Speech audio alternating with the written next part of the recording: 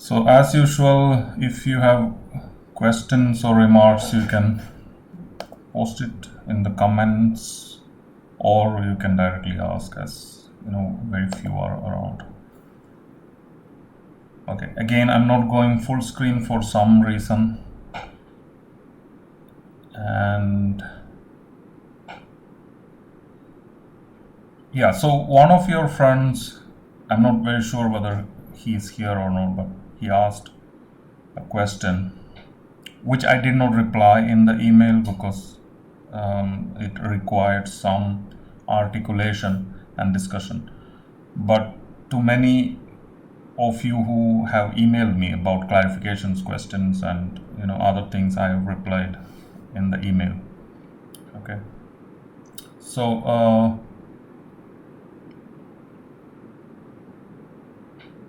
I am doing that, and I hope I'm not doing it from the WebEx platform because it eventually leads to some sort of technical failures. So I'm doing it with my own screen recording app. So this is where we stopped, if I am recalling it correctly. And the basic point there was that at the end of the day, when we have the three frameworks, that is consequentialism or utilitarianism, deontology, and virtue theory,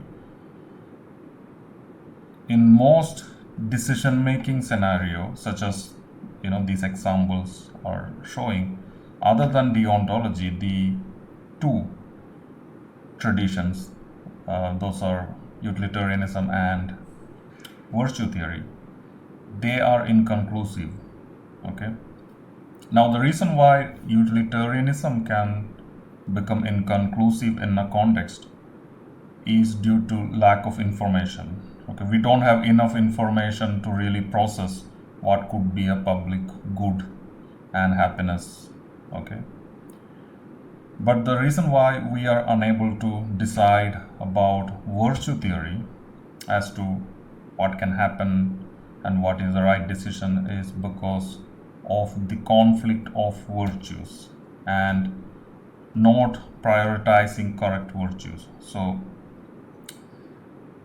it's pretty straightforward in most of the cases in Kant, but we will see later on that even in Kant and deontology, we may run into some inconclusivity at the end.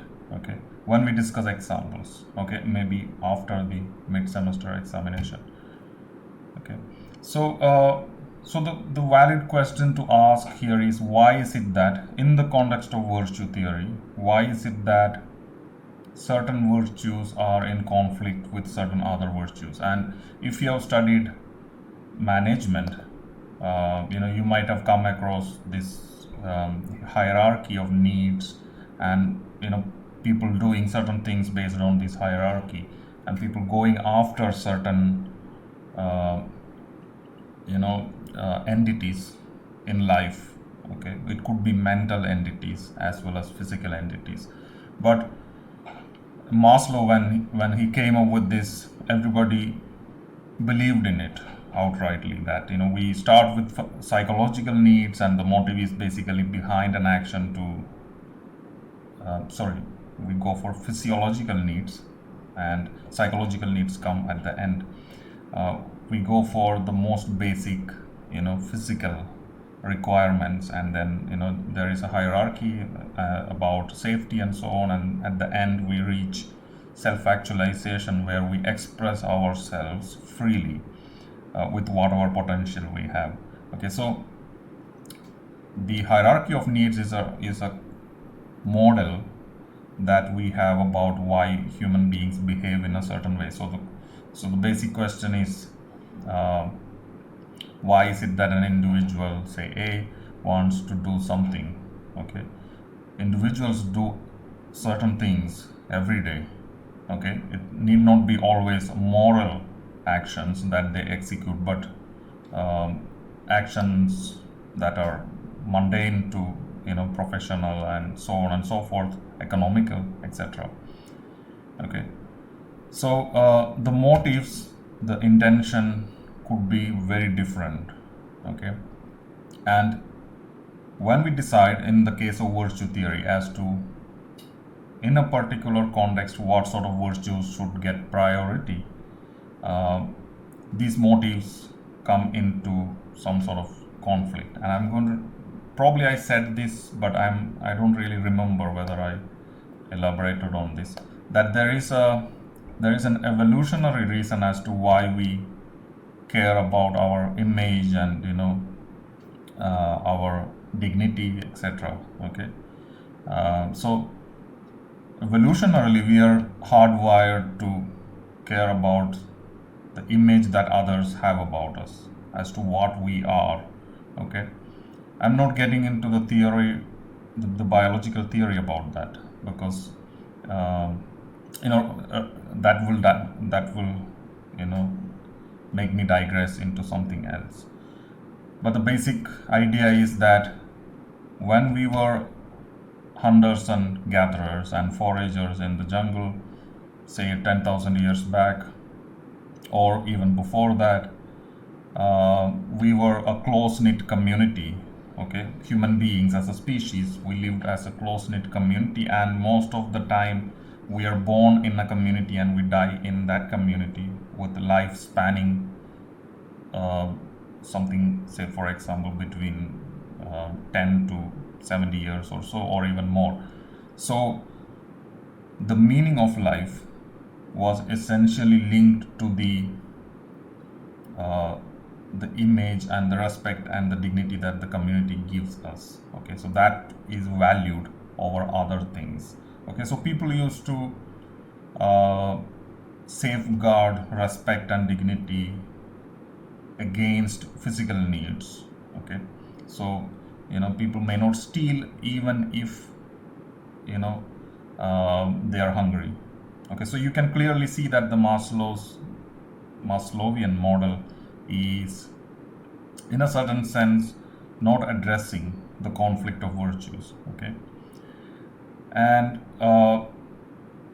within the question that many of you have as to why is it that virtue ethics doesn't really work, is I'm coming to that, but this is what I said throughout the clips and the other discussion that we had in the last um, live. So first of all, if we want to apply virtue ethics, we need to identify the context or the moral dilemma, context of the moral dilemma.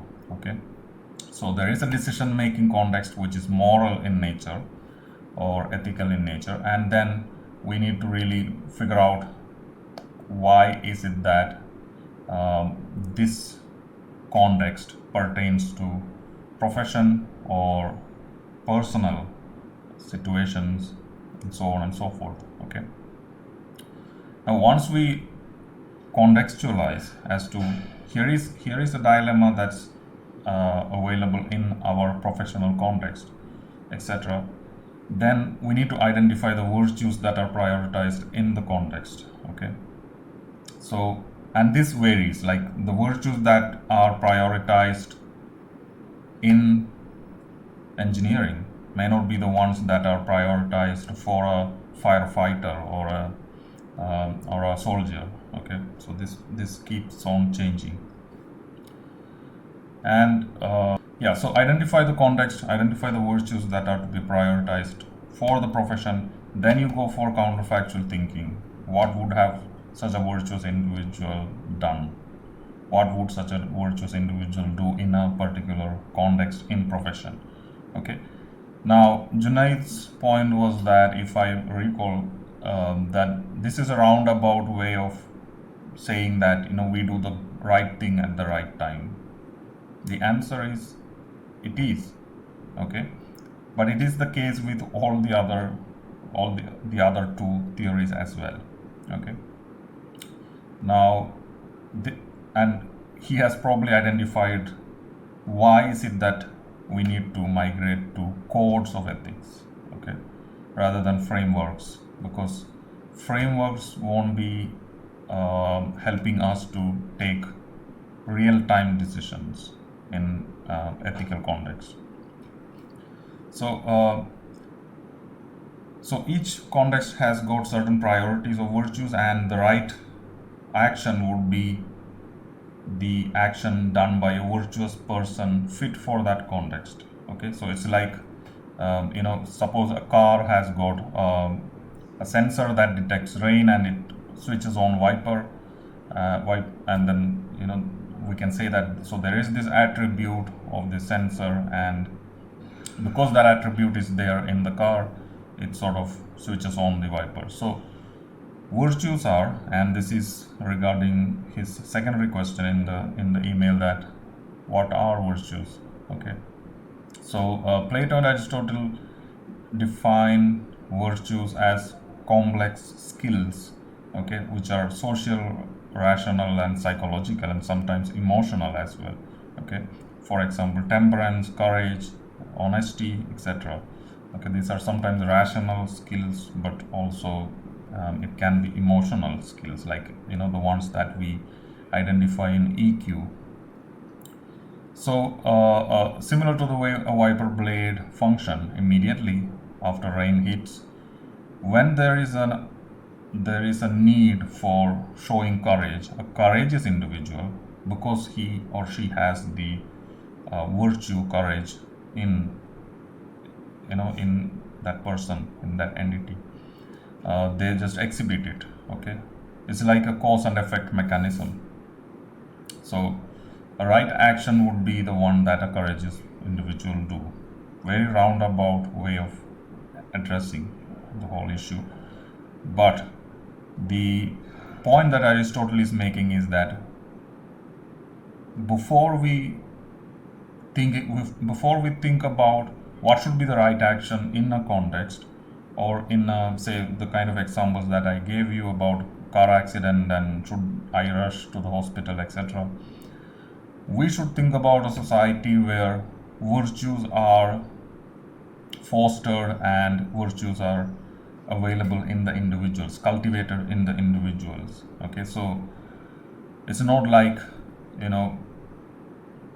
we wait for virtues to appear when an event unfolds right in front of us. Okay, now think about a scenario. I mean, this can happen to any person's life. Just assume that you're traveling and there is an accident, there is a road accident. Okay, this is an analogy. Now moral action, etc., those are suspended here. If you have got a training for giving first aid, for example, then people who are trained in the first aid program, they can immediately jump into action because they have that training, and others who are unable to do, they may not be able to attend to the people who are injured. Okay, and in the same way, people who are virtuous, when they are trapped in a dilemma, they come out of it because certain virtues are scaled according to priority for that particular context. And I think once we get into codes for engineers, this will be pretty clear. Okay, so I agree that inconclusivity is there, but inconclusivity is there for the other two frameworks as well. So it's not about what should be the right action. So the right question is, if I frame it differently, what we should do in a particular situation. This question is suspended, and we ask what sort of virtues we should have to address this context. Okay, and that's not a single day's effort. It's not a single day's effort that will give you this group of virtues for a profession or a context, personal or professional, whatever it is. Okay, so the need for codes in professions in different contexts came precisely because of the inconclusive nature of the three ethical frameworks. Okay, and you might have seen this already with the quiz and other examples that we had, that in most situations it could be that if we argue in a roundabout way, that there can be two correct answers, but the best in some of those, the best one could be clarified easily, but because of lack of information we can still give the benefit of the doubt to the others. Okay, so the general inconclusive nature of the three ethical frameworks, along with the fact that we need to take a decision real time. Okay, it's a real time decisions that engineers take. Maybe in some moral context you may get time to think, and then you might want to apply different frameworks, but most of the times what happens is that in the nick of time you need to take a decision that has moral character. Okay, and there none of these frameworks may help you, but codes will help you. These are like heuristics. You have a set of codes in front of you and you just go through it and then decide according to the code. Okay, um, okay, so inconclusive nature of the framework and real-time decision making, these are the two things that will lead us to the codes. Okay, now again to go back to virtue theory. Okay, and to maybe take an example as to why is it that is difficult, but at the same time context will require certain virtues in an individual. These two issues are one interesting, but at the same time it's not that easy to analyze, and I agree with your friend here. But the first example is about, you might remember this, but I'm not very sure whether this is in your uh, this is easily available to you in your memory. So this is the Costa Concordia mishap, okay, in the Mediterranean, if I am not wrong. And so the vessel sank. Bottom line is vessel sank, but there were a series of decisions that led to the crisis. Okay, and we are not getting into the series of decisions, but we are getting into the trial that followed the mishap of Costa Concordia. And what happened was that the captain of the vessel was scrutinized and his actions were scrutinized. Francesco Schettini, if I'm correct about his name. And the trial court, of course, we are thinking about legal issues here, but at the same time, the trial court claimed that the captain should have stayed in the vessel till the last man is out, or till the last crew member, or the person is out. So the captain should be, according to maritime codes of ethics, okay, should be the last person to go out of the vessel, of the sinking vessel. Okay, you might have seen this in movies and so on and so forth. But so that's a kind of virtue that, as a professional maritime sailor, or someone in that industry leading a crew of a vessel, upholds. Okay, that in the event of some sort of mishap or accident, I'll be the last person to leave, and I'll see to it that everyone else goes out of the vessel, evacuates, and then I will go. Now, in this case, that did not happen. Okay, in this case, Schettini left. I think he was one of the first few to leave the vessel. So the trial court felt that he didn't have enough virtue, moral fiber to be a captain of a vessel. Okay, so they finally gave this decision that it was some moral uh, sort of act. A context was moral that he should have stayed. Okay, but he did not, and therefore the moral was upheld as a legal one. Okay, legally justified one, and then he was probably given. I'm not very sure. 16 years or 12 years of sentence for this. Okay, now imagine in place of Schettini, someone else is there. Okay, with virtue, what he or she would have done, uh, would have changed the nature of casualty in this whole episode. Okay, so in this context, 32 people or 35 people, I think around 30 people lost their lives, including an Indian, if I remember it correctly. Okay, now think about the Hudson River landing. Okay, this again, I'm not very sure whether you recall this incident. I saw it probably in news channels, and then there was a movie, I guess. I think this right hand bottom photograph is from the movie. So so here again, a series of decisions that and series of causes that led to the mishap, the incident, that we are not discussing. But there was a moral context that evolved afterwards. Okay, after the flight landed, and that was about evacuation and how he or she should carry out evacuation, including the crew members. And in here, contrasting this with the captain of the vessel, if you know just recall the previous incident.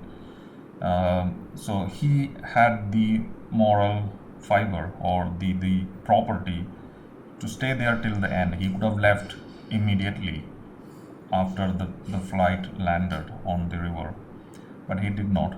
Okay, so imagine Schettini in this. I'm not again uh, targeting some individual by this lecture, but uh, the fact is that if you think about moral context and codes of ethics, it brings us into this confusion as to which moral virtue is apt for a context.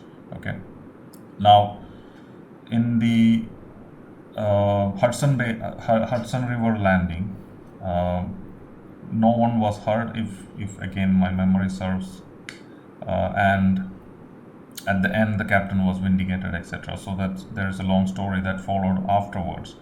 But imagine in place of Schettini what this person, this captain, would have done. Okay, and that is counterfactual thinking, and that's what Aristotle wants us to do.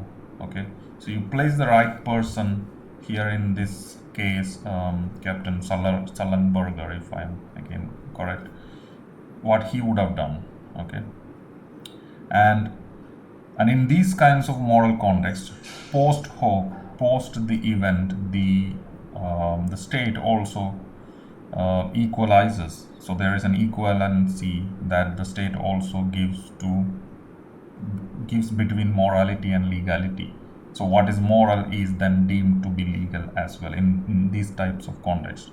Okay, here is a couple of examples that you might want to think about when thinking about context in professions. Okay, the Costa Concordia incident and the Hudson landing episode.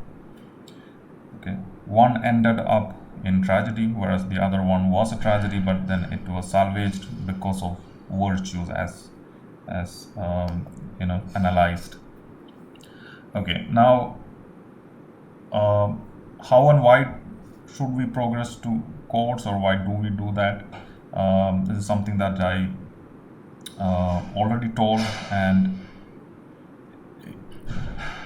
to pick up certain codes for certain professions, okay, in certain contexts. We will require all the three frameworks that we discussed so far. So we will require deontology, utilitarianism, and virtue theory to derive these codes for different contexts. Okay, and we will see how it is done. And why is it done? Because it's a real-time decision, and we can't wait for our brain to kickstart and think about what is the right action according to Kant, or in a moral dilemma, because these are real-time decisions. And for real-time decisions, we need manuals, okay, manuals or heuristics, codes, etc., rules basically, okay. And also because of the general inconclusive nature of the three ethical frameworks that we studied, okay. Given that this is where we stand right now in the course. So we started with deontology, moved on to utilitarianism, virtue theory, and if you ask me which part of the course is the most important one, I would say that this part about conditions for responsibility is the most important one, okay. And I'm probably going to take another 5 or 6 minutes and then I'll wind up. So what are the conditions for taking responsibility of an action? And to sort of understand this, you need to figure out the binary between morality and immorality, okay. So someone is moral if he or she understands, okay, based on any framework, okay, it could be any sort of framework that we studied, as to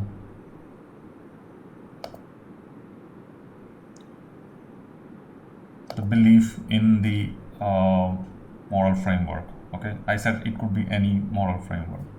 So the person who is immoral is also believing that there is a framework to decide what is morally justified or not, okay. So an immoral action is done by someone who believes in the framework. In the same way, moral action is also done by someone who believes in the framework. But beyond the binary lies a very interesting case of amorality, okay. Now amoral, very similar to what we have in other concepts like apolitical, etc. Amorality means someone for whom morality and immorality doesn't make any sense, okay. Someone who has transcended the belief in moral rules, okay, justification of moral acts, etc. Okay, what sort of person that would be? And here is an interesting example from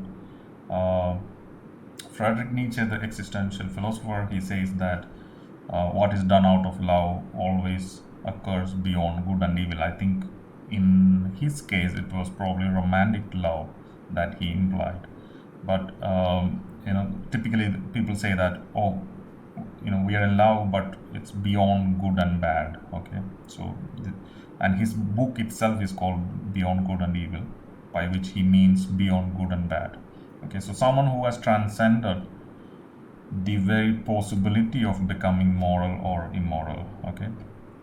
Imagine a small child. A small child is amoral, okay. Suppose a small child is breaking a glass, okay, not intentionally, okay, but even if suppose it intentionally breaks, I mean most of the times it doesn't happen intentionally, but suppose if it intentionally breaks, it just wanted to hear the sound of glass breaking on the floor. The child who is very young, okay, for him or her morality or immorality doesn't mean anything, okay. So if a child puts on a fan, okay, and then laughs on top of that, and we don't really hold the child accountable for that action. Okay. And in the same way, there are contexts like animals, kids, and a lot of other people in society who are amoral. They don't want to be placed in the binary between morality and immorality, okay, because they don't believe in any of the frameworks. So unless the child understands that it's wrong to break the glass, or it's not a good thing to do this, etc., we can't punish the child, or it cannot be held accountable. Okay, but we go the other way most of the times. Okay, for small reasons, where for all sorts of small reasons we punish amoral people, and it's of no use, because for amoral people, they won't be able to decide why is it that this person is punishing. Okay, so here is another example, and this is Nietzsche's Madman, a portrayal of mad people, eccentric. I mean, I shouldn't say eccentric, because eccentric people sometimes are aware of morality and immorality, but people who have transcended beyond recognition, okay, beyond their recognition of morally correct or wrong actions.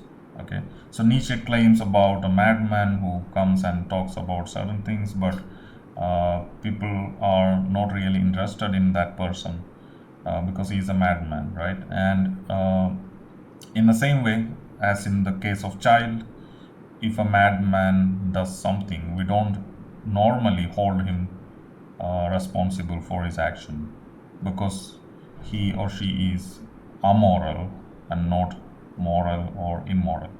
But if somebody knows that, okay, this is a wrong action and I'm still doing it, then it's called an immoral action. Okay. So in the ancient Asian traditions, Eastern traditions, we have saints, and people um, who have sort of transcended society, and they go to the mountains, etc. They are normally termed as amoral people. For them, moral principles don't really make any sense.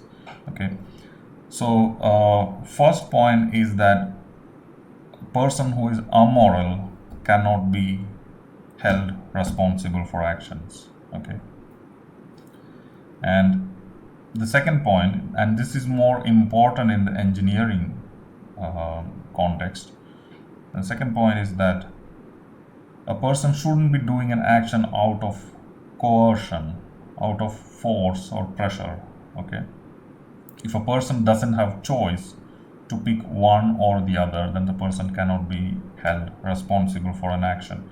And in professional situation, if suppose someone's boss is coercing a person to do something, then it cannot be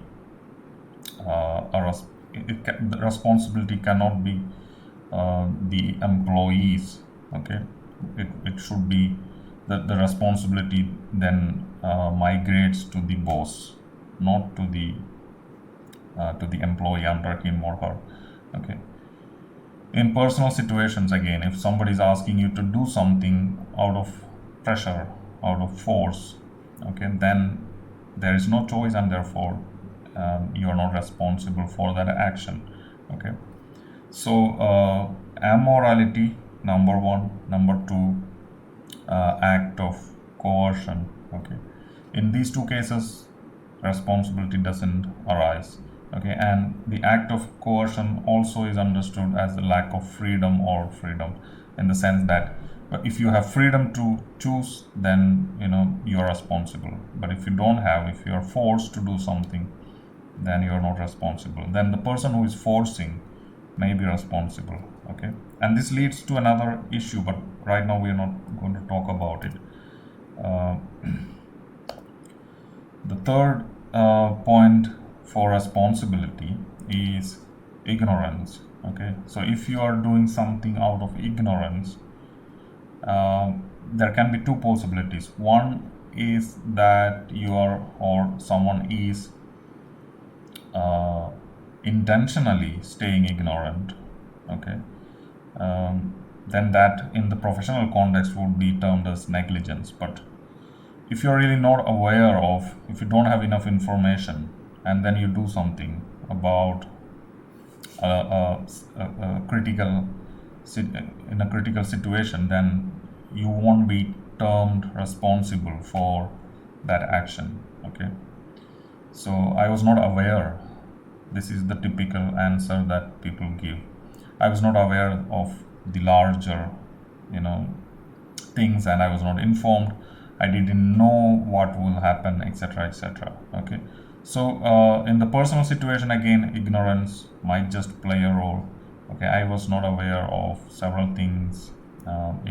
Just pulling a lever and it caused, say, power cut to the whole town. Okay, and normally in legal scenario, if you are aware of the background, okay, if you had enough information, then you wouldn't have done that. But if you have done that um, out of ignorance, then you are left, you are not tried in a court of law. Okay, so amoral, freedom to choose, and ignorance. Okay, then the last one is similar to the third one, but with a slight difference. The awareness that actions or omissions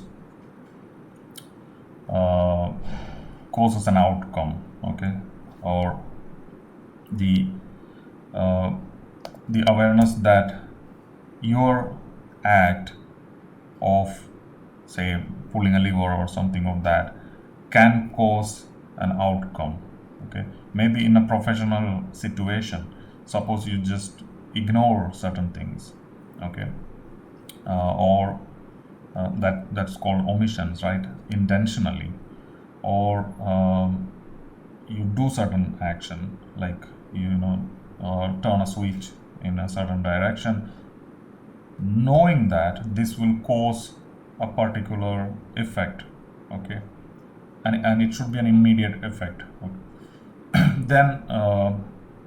Then you're responsible, but otherwise not, okay. So cause and effect understanding is required, and awareness that your action can lead to something potentially dangerous, okay. So these are the four conditions that are required to hold someone as responsible. Now, people can evade by saying that I was not aware of the outcomes, I was ignorant, I was immoral, I am a madman, or I am beyond good and bad, or so that doesn't really go well with the public, okay, about immorality. But the other three, about coercion, I was forced to do certain things. These are the typical um, sort of ways in which people evade responsibility, okay. So, in the positive side, it's like this, that you had a choice and you had enough information and you knew that this will lead to something else, then you're responsible. Otherwise, at least, even if one of these conditions are not obtained, then the person cannot be held responsible, okay. So